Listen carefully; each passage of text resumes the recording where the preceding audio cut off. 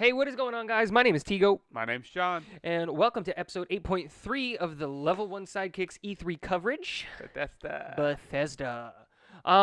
Should be relatively kind of a short episode after looking at the, like the, What they released. the announcements and But stuff if like you that. do know us, we do tend to go off trail a bit, so it might be actually longer than we thought.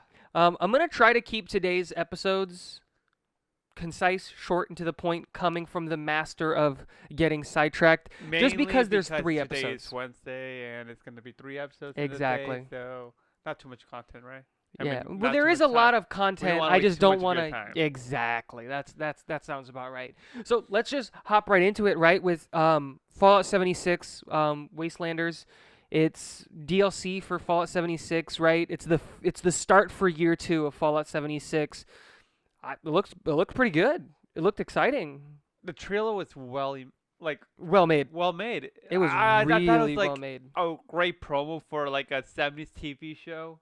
Like it was done really, really well, and I think they sold the fact of like, hey, we're going back to this town. There are factions now, like, and you've got to pick a side, and like they did a really, really good job of telling the story without telling the story. You know what I mean? And I liked how they made it like so much fun to watch. Yeah, it was an enjoyable trailer. It- Like if anything, if anyone is gonna take a note from the Bethesda trailers or their announcements, I wouldn't do what they did with Elder Scrolls Online. I personally didn't think that they were too captivating, but whoever's in charge of creating those trailers for Fallout, fantastic That job. was well made. I enjoyed it like every second. It was hilarious. Yeah, it was. It was informative. Yeah, like it was entertaining. Like it got you going, it got you excited. Like I haven't played Fallout 76 personally, like just not I've never really been a big fan of the Fallout series. Fallout is pretty popular, so No, you yeah, might like know it. it's a big like it's a huge It's one of the series. yeah, It has one- a it has a cult following. Like again, it's just not for me, but I know people that were going to be like, "Really? You don't like Fallout?" Like it's a really really big game, and after seeing that trailer, it was the first time that kind of got me like, "Oh, wait. Maybe I should go pick up Fallout 76 just to play year 2 content." I just think they did a really good job. I'm with the same thoughts. I forgot to mention, so if you're watching the YouTube video, you're going to be like, what the crap? What's up with Tigo's face? I'm going to announce this just out there in general if you guys want to join along. Me and a couple of my coworkers, I haven't even told John this. Me and a couple of my coworkers decided that as of today, we were all going to shave, and we're going to go from now until December without shaving. Obviously, we can get trimmed up and look good because we don't want to look ridiculous, but I just decided I'd join the team and shave, and yeah, so if you want to join along and I won't. not shave until December, that'd be cool. And if you don't, that's also cool. But yeah. Join my team. Uh, Shave. Elder Scrolls Online, we've got two new like announcements For for Elder Scrolls. yeah, for Elder Scrolls Online with If you've heard of the mobile game. no, we're not talking Blades, we're talking online. We're not there yet. Online, all right. Online, Scalebreaker, and Elsewhere. Oh my god, I can't pronounce it. I listened to the thing like 30 times to try to get it. I just can't get it. Elsewhere. No, So, whatever. Whatever. That's just it's cool information to have because it's like giving us more things to look forward to with Elder Scrolls Online. I feel like they're trying to do the World of Warcraft model where you have these massive expansions, but instead of having one major massive expansion every couple of years, which is what WoW does, I think they're going with the more traditional kind of gaming content where you're doing like seasons, but in an MMO like online platform. I think that's a really cool idea. Yeah, lots of MMRs are using that scheme. Yeah, like they've changed up the platform and the model that they're using because back in the day if you were an MMO RPG, right? Like the thing you did was copy RuneScape? World of Warcraft. RuneScape wasn't anything. But the thing you did was copy World of Warcraft. Like that was what you did. You copied that cuz it was the biggest thing. And now I think because partly because of the fact that they're starting to die, like WoW is starting to die, and people want this instant gratification.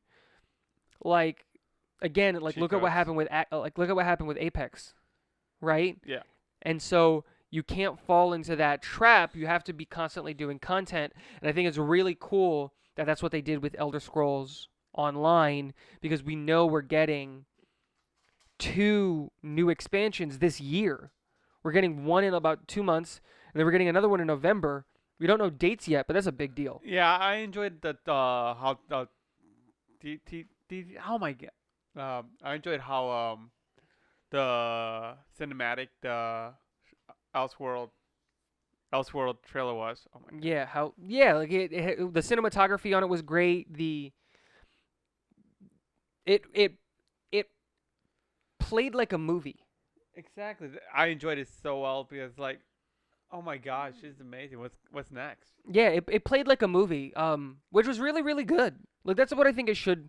Like trailers should be gameplay, but I feel like the way that you still have to tell a story in a trailer, right? Even though it's only a minute long or whatever it is, you still have to tell a story in that trailer no matter what happens. And so I think that's what they did really well is they told a story and they used the power that they have cinematically to To do compel it. the audience. Yeah, to make it compelling for the audience. Since we're on the Elder Scrolls thing, you had brought it up, Elder Scroll Blades. Yes, they are porting it into the Switch, which is pretty exciting for a lot of people. I I see. I don't think so. I played Elder Scroll Blades on the phone. It's interesting, but I just don't think it's like that great of a game. I think it'll play better on the Switch. Personally, I've played it. I have it on my Yeah. phone. I've played through it. It'll absolutely play better on the Switch, but it's The game I don't. isn't that exciting. Yeah, I just don't think it's that compelling. So I think they're gonna have to do a lot of changes to Elder Scrolls Blades to make it a compelling game on the Switch. Which I don't really think they will because it's essentially a port. Yeah, did you see? Is it a paid port? Like, are you gonna have to pay to play Blades, or is it gonna be free to play? It's probably gonna be a pay to play. Really, like you have to buy the game because it's free to play on the phone. Would the model not be? Would it not make more sense? Unless they have in-app purchases. They it's do. probably- Then it's probably free. But that model, you also have energy in that game. How does that model work on the Switch? Maybe you do have to have a purchase to get in because you have to override the the energy aspect of the game. You know what I'm saying? Yeah. So But it's either way, people are gonna play it. I don't think so. I think a lot of people like it's a bad. You get a bad taste in your mouth from playing Elder Scrolls Blades. It's just not a good game. It's not compelling enough. I actually tried, and I could never get to the point to where I actually ran out of energy because I never wanted to keep playing the game. Yeah, I don't know. Yeah, mostly mobile games are like that. Yeah, it's like what are you gonna do in that sense, right? Um, Yeah, but you have to think it on their perspective. They thought it was like doing well enough to port it into the Switch. So or was it that it was doing so bad and they spent money no, and they time? they announced that it was like one of Dude, they their can say higher whatever they grossing want. apps. They can say whatever they want. It doesn't mean that it's true. Hey, We can- there are a lot of crap games that people enjoy. For example, Pokemon Go. No one enjoys that game. They forcibly torture themselves to play that game. Get it right. I don't know. Elder Scrolls Blades. I'd have to see it. I want to see it on the Switch. That's my thing. I want to see You it have on to the watch Switch. gameplay. Yes. Yeah, I want to see what it actually looks like, what it feels like, and then ultimately we can make a Compare, decision. yeah. Yeah, and compare it to the phone. Like it's going to play better, guaranteed. Because on the phone the mechanics are not good. Yeah, the phone mechanics of any mobile games it's subpar. I would disagree. There are games that the mechanics and the way that they play are fantastic. Because, the touchscreen and stuff like that. Yeah, like they play fantastic. It's just Blades is done super poorly. That's the problem. Well, in my opinion, again, if people are enjoying it, let them enjoy the things that they enjoy, right? But whatever. Going on to a thing that I don't think either of us enjoyed, Commander Keen. Which was originally a TV series that's getting adapted into the mobile game Yeah, universe. it's And that's something I wanted to talk about. Like, people are saying that mobile games should stay out of E3. What do you think about that? dude. I was having a conversation. So I work for the Los Angeles Film School. If you guys are unaware, I was having this conversation with one of my students about about E3, right? And here's kind of the conversation that we had, and we said that we believe this E3 overall was subpar, and that the reason we got all of these iOS games is because these like we didn't have companies that went. Rockstar didn't have a conference this year. And then we also know that Sony Sony didn't. didn't. Yes, like Sony just didn't even go. And what I'm thinking, Activision didn't have one either. Activision normally does a huge thing, but that's what like. They went. No, they didn't. They didn't even go. So it's one of those things where it's just like, I think what we're seeing is the start of the death of E3. Yeah, because Like, cause you're filling space with iOS games. we could describe this like in the next episode a little bit more, but Devolver Digital kind of like is getting the right idea behind E3. I think Sony's getting the right idea behind E3. Just don't go and just have a conference. Like, the right thing to do is have all of these companies do their conferences in the month of July or June or whatever it is. Everyone agrees, right? If all of these companies can come out and say, hey, instead of doing E3, instead of everyone going to California to do this thing, it makes more sense for us as a company to save the money that it would be to rent out this space at E3 and take all of this stuff at E3, and we're just going to hold that same press conference, but in our own respective theaters. So Microsoft does their thing in Seattle. Sony does their thing in New York. Bethesda does their thing in California. And you just rent out a theater, invite all of the media to go, live stream that thing. Everybody can watch it, and you want to make those demos playable, you make them playable for like a week. Downloadable. You replicate the E3 experience without having to pay the E3 price tag, because Bethesda adding an iOS game to their lineup just means like they didn't have enough stuff to show and they needed to fill time. They just needed to fill time, and I'll go into more of why I believe that's the case in the Devolver Digital one, because that's what I think they did. They just filled time because they had, like, let's say a 30-minute slot to fill, and they didn't know how to fill 30 minutes because they just didn't have enough content. And so going back to Commander Keen, it's one of those things like, man, like, you could release this on the low. Like, this isn't a big deal. Yeah, like, this is the most underwhelming thing that they announced. Exactly. It's just like, oh, we released it. Do enjoy it. Yeah, it was just like, no, they haven't released it. They're going to release Yeah, it. They announced it. Yeah, they announced it. And it's just like, dude, but the thing also is they picked a TV show to build a game out of it. Have you ever heard of Commander Keen before this? I have not. Yeah, me neither. But there And are I people. think- There are people that enjoyed the TV series. That's how I found out from the comic section on YouTube, where it's like, oh, I can't believe they're adapting my favorite TV series into. Yeah, but you'll mobile get game. that in the comment section for anything. And who's there to say that Bethesda isn't going out and buying those comments? You know what I'm saying? Like, it's not hard for a company that big to do it. No, I'm not saying that they did it, but like, I'd like to think that I'm well versed in the cartoon animated show world. Even if I haven't watched them, I feel like I know stuff. Even going back to like the Flintstones and the Jetsons and things of that era, I feel like I'm pretty confident in. I don't know. I've never heard of it, so I just thought it'd be weird. I thought it was weird. To come back. Anyways, Yeah. Moving on. Doom Eternal. You know, it's another Doom game. it looks like it's coming out to every cross-platform: PC, Switch, PS4, Xbox. I think it's gonna be, but I think it's gonna be like, I feel like it's gonna be best playable on the Switch. no, it's best playable on the PC. It's a Doom game. You should never, dude. Any of the, like, all the games that you've been recently like saying like, oh, I think that's a great game for the Switch. Like, the only time you ever got it right was, I think, yesterday with Oninaki. That was the only good game that would be playable on the Switch. Doom on the Switch? No, in order of best playable. You want to play that on PC. I feel like on PC you should play only higher res games where like you demand to like. No, that's not it. I don't think that's it at all. That's how I feel. Yeah, but you feel wrong. You play it for the mechanics. Well, you want to play it. Everyone's entitled to their own feelings, Teagle. That might be how you feel. No. You feel that I am wrong. No. I feel that I am right. No. You're entitled to your own opinion.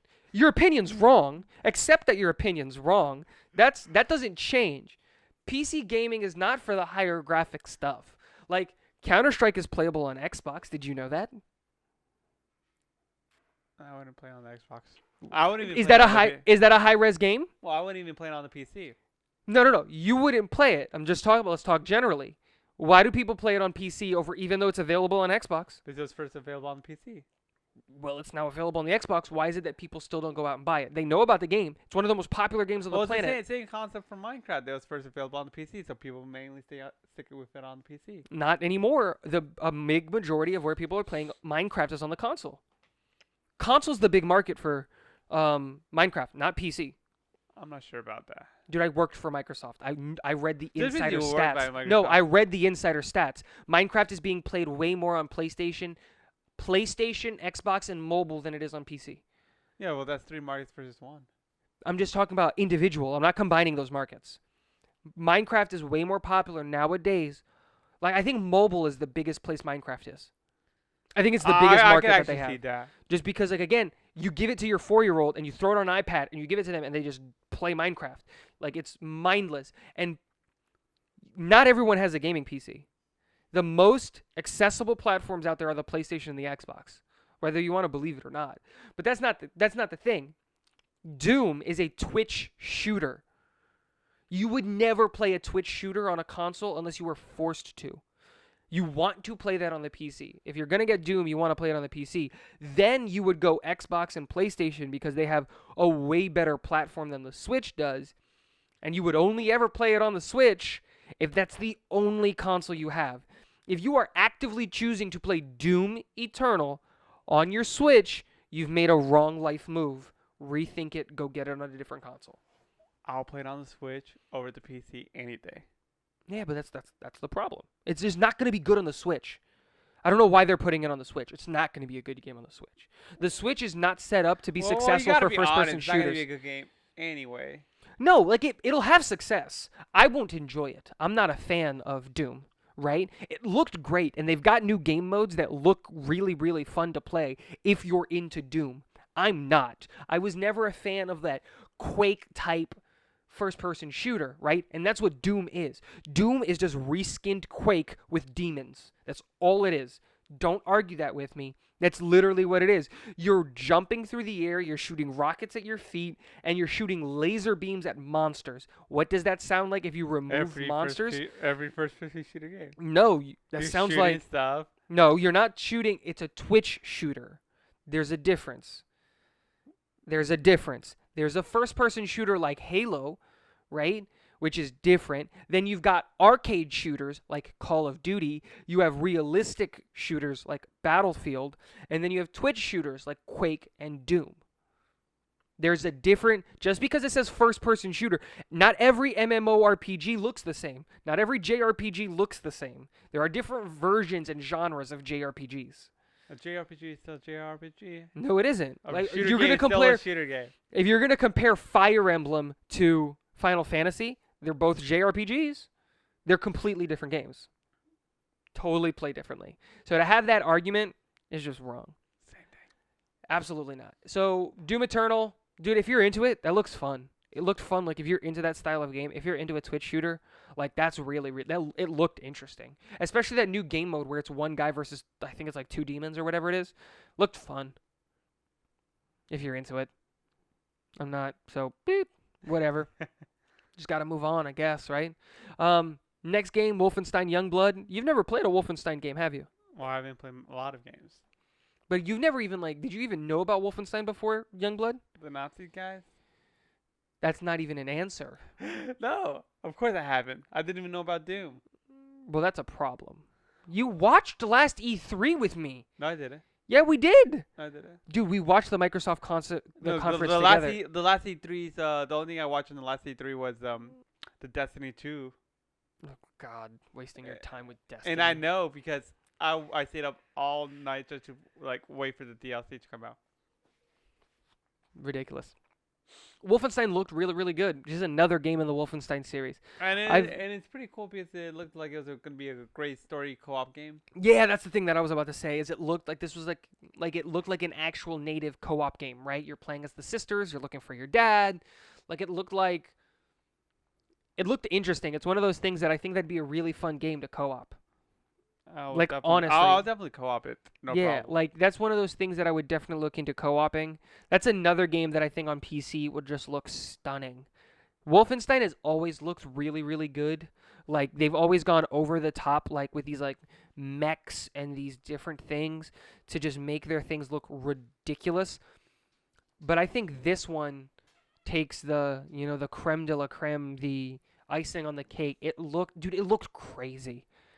Looked insane. And the story didn't look that bad either. Yeah, it wasn't a great story. I wouldn't say that. It I didn't didn't look that bad. No, I no, no, didn't but that's say what I'm saying. amazing. No, but that's what I'm saying. I was like, it looked passable. You know what I'm saying? It looked like a game that if you bought it, you'd enjoy it. You would never go back to it. It wouldn't become one of your favorite games. But it looked okay. You'd have fun. If you bought it, you wouldn't regret it. Right? Probably, yeah. It's a good consensus. Yeah. I don't know. It looked interesting. I kind of enjoyed the trailer. I like killing Nazis, so always a fan of that. Okay, we got to the big two, right? All right. These are the two ones that we've Yeah, been trying to speed up towards because These are the ones- These yeah. are what we were most excited about. Which one do you want to do first? Let's go.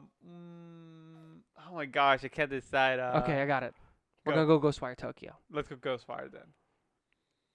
How would you describe Ghostwire? Dude, the apocalypse just came. Like that's it. Like the first when okay.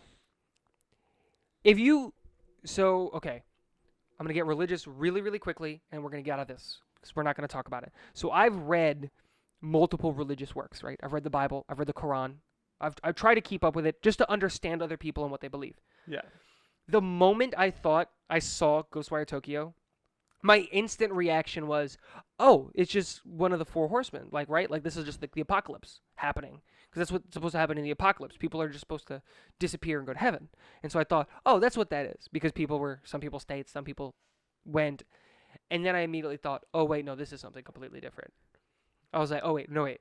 Yeah, my Everyone's original thoughts disappearing. were like left behind the book. Well, I don't read because reading is for losers. And then Actually, I just got a new book like that I want. I not got a new book. There's a new book that I found that I really, really want to read, but you won't because because it costs audiobooks. money. It looked incredible. I have no idea what that story is though. Did you walk away knowing what was going on in that game? All I got was some sci-fi elements causing people to disappear, and you're supposed to determine what's sci-fi and what is normal. But that's just from what she said. Dude, that's the creators. yeah, like that's my thing. I was like, I didn't even listen to that part. I don't like listening to that part. I don't like them telling. I want to come to my own conclusion. I couldn't figure out what it was, dude. So Yeah. they're just like demons from a different dimension. It felt like a teaser trailer. It's like, we're gonna show you what it's about, but we're not gonna show you anything. We're gonna no. Here's what it looks like, and that's about it. You figure it out. You want to know the story? That sounds like a personal problem. I was like, what are you telling me? If you want to know what the story is, you gotta play it. That's the only way we're gonna give it to you. It looked really, really good. I don't know, man. It looked compelling. And what's frustrating is we didn't get any release dates or anything like that. Well, that's always going to happen at E3. We're never going to get a release date on things like that. They usually, like, dude, if we're following trends, it probably comes out 2020. That's probably a next-gen game. Of course it's going to be a 2020 next-gen game. That's probably, yeah, but just realistically, that's probably just next-gen I feel like game. anything they haven't announced dates for is because it's coming to next-gen because they haven't announced the dates for next-gen yet. It's like, and we're they just want to waiting for the announce next gen it. to come, then we're probably going to drop it, like, around the same time. No, that's what's going to happen. Like they know the exact date that game is coming out because these companies know when the Scarlet and the PlayStation 5 are coming out. Like they just know when they're coming out.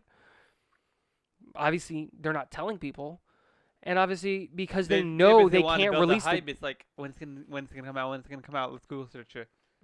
I don't know. It's about building hype. It's just about there's a lot of logistics when it comes into a console launch. There's a like Sony messed up with the PlayStation 4. It was a horrible launch.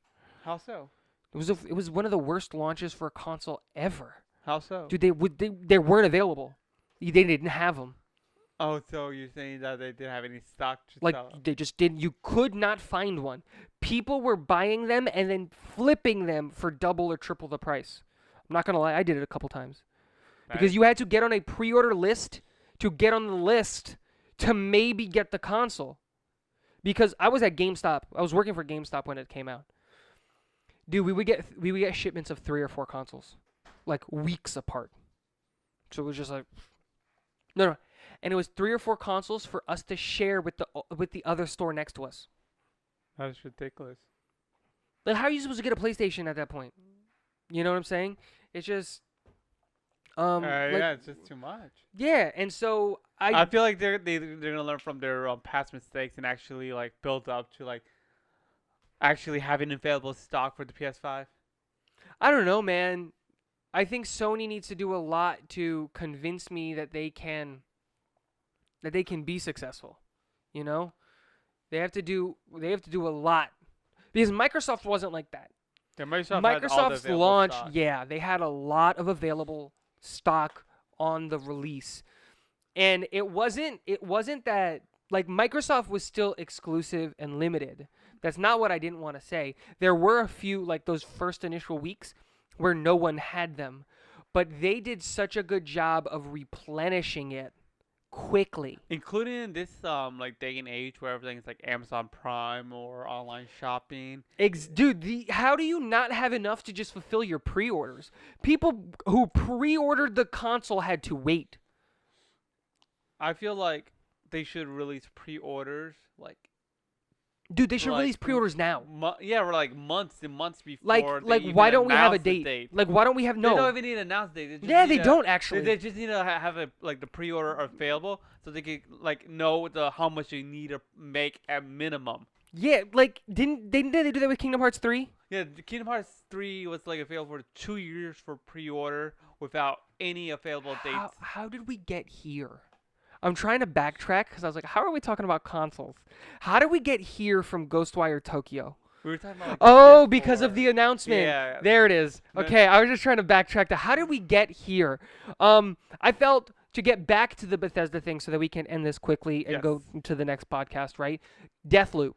I felt the same thing with Deathloop. That looked incredible. I am so excited to play that game, right?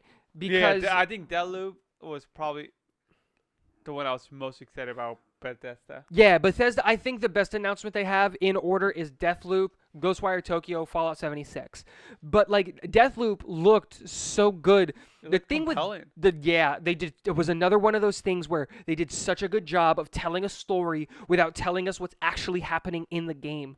And especially those lines of dialogue coming from the girl and the guy going back and forth. And they're saying almost the exact same thing. They're just having a different opinion. I'm trapped here. I'm free. I could do whatever I want. I can't do anything. Yeah, that kind like of stuff. Time is on my side. Things like that. But they both share the same opinion. In order to keep or save this timeline, they have to Kill the other each person. other. Yeah, and it was such an. I'm curious to see what that game actually becomes. No, and it sets you up to think. It's like, is this a PvP game or is this a story-based, a co-op game? That's the same. I don't even think it's. You can't play that as co-op. No, well, rather than co-op, Right, I you know mean, what I'm saying? a Like- story mode, like. No, but that's what I'm saying is like. Can you you play open- that as co-op? Well, then you couldn't play co-op. Co-op is cooperative. Yeah, I know. Well, it might be possible if you play co-op. No, I don't think you could play co-op. Like you have like a little side guy and they're like, No, that's "Hey, stupid. I'm It's Charlie." like it's like Halo. I hate the Halo co-op because it's like, hey, here's Master Chief and his cousin Steve, and it's just like, really? There's just Spartan 118 decided to stop along and hang out with him, and it's just like, God, that's the worst. Like they didn't even try. And then in Halo 2 they tried Yeah, with the because they Arbiter. had the Arbiter going along with you, but then it's just like, okay, what happened when the Arbiter left for 3? Oh, yep, it's just Steve again. It was like, Hey, Steve's that's back. me. I was just like, God dang it. It's like, Steve, you are impressive. And it's just like, oh, you both happened, right? You both just so happen to be put to rest at the same time, and you both happen to survive and wake up at the same time, and you're both just going to go do the same mission and save the world together. We know that Master Chief has a special ability that he's extremely lucky. Now we know that Steve has a special ability that his presence is never known. Like what happens to Steve No one when you're cares playing about Steve. when you're playing single player? It's like while they're attacking Master Chief, Steve is on the side like, "What, you're not gonna try killing me?" No, he just hangs out, has a cup of tea, talks to the ODSTs. Dude, he's still on the Pelican, man. Like, what are you doing? Deathloop. I think that was the most Yes, that fun was one. The most, It got me the most excited. it got me really the most pumped. Yeah, I can see that. The only thing that got me a little upset was those guys' accents. It didn't really kick me not all that much. It just irked me. Because it took us so long to place where they were from, like idiots though. Like they literally announced the company where they did it, and I was like, dude, those guys' accents, where is it from? I was like, oh, how could I not figure out that it was French? Oh yeah, me and Theo were like, dude, where are they? In the conference, like, what are they? We Are they were Swedish? listing every single They accent. Swedish? No, they're German. That's German. No, it's not German. They had to be French. No, it's Italian. It's 100%. 100% it's Italian. And we just went back and forth, and we never said French until, like, it just clicked for one of us. And we were like, oh, wait. They're a French company. They're French. Because the company's in France. The company is in Lyon. And Lyon is in France. And then we're like, that. yeah, sounds about right. We're idiots. Overall, if you had to give Bethesda a grade, S, A, B, C, D, F, Z, what are you giving it? I give it a B. I agree. I think it was most of the like trails were actually, very cinematic. I take it back. I'm gonna give it a C.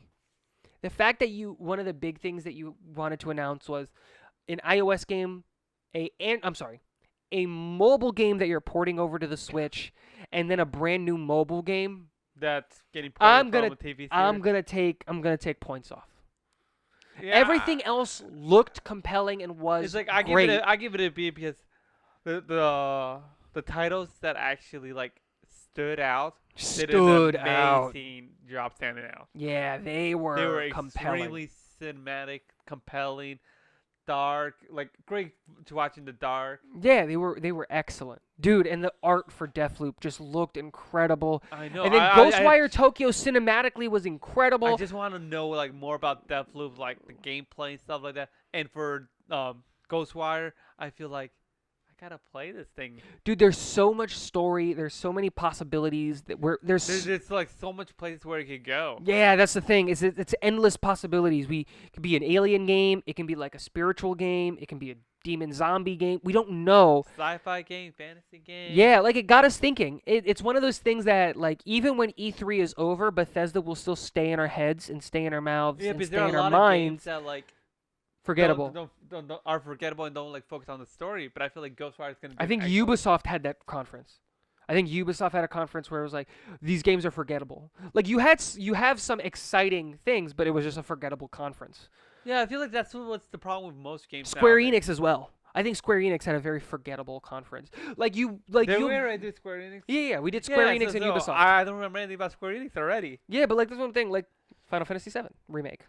Like exactly. it's like there are things. That's probably the only thing that's like there are things that are like, oh yeah, that. But it's not one of those things like I'm having a hard time just thinking of something from the Square Enix conference that is the Final Fantasy. Oninaki, there it is. Now,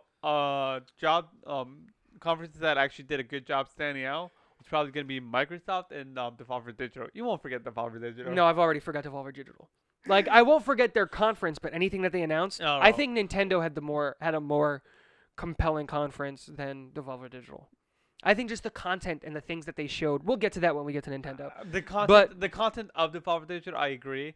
But you don't forget I already forgot it, and we haven't even recorded that episode yet. But giving it a C. I'm giving it a C. You're giving it a B. Yes. So overall, kind of a C plus. A C minus. I'm kidding. Let us know what you guys thought of the Bethesda E3 announcement. In like 4 hours, you're gonna have another episode. Do you know what's another episode? Hours? Yeah, because we're doing it every 4 hours, 10 to 2, 2 to 6. Yeah, that's right. Cool. Fill space. Well, you just telling me Phil's face the worst thing to do. Devolver Digital and Limited Run are the next conferences. That's what's coming up at 2 o'clock. Devolver Digital-Limited Run. That one should be quick, short, easy. Yeah, Knock but that one out of the Devolver park. Digital itself was a pretty short thing. They announced it not that much, but It wasn't they announced that much. It was just like the thing with Devolver Digital. We'll talk about it when we do the we'll Devolver get there. Digital podcast. Hey, let us know what you guys thought of Bethesda. What grade did you give it? Let us know in the comment section. Or reach out to us on any of our multiple platforms that you're gonna see in the end card there. End card.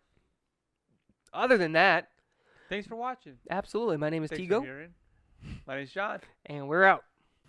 Hey guys, this is Tigo with Level 1 Sidekicks. We really appreciate you taking the time to listen to the podcast today. If you want to stay connected with us, follow us on Twitter and Instagram, like us on Facebook, or hop into the Discord channel to chat. We'd also really appreciate it if you subscribe to the Patreon page. It helps us out a ton, helps us get some really cool, new, exciting things going for the podcast. Other than that, we hope you have a great one.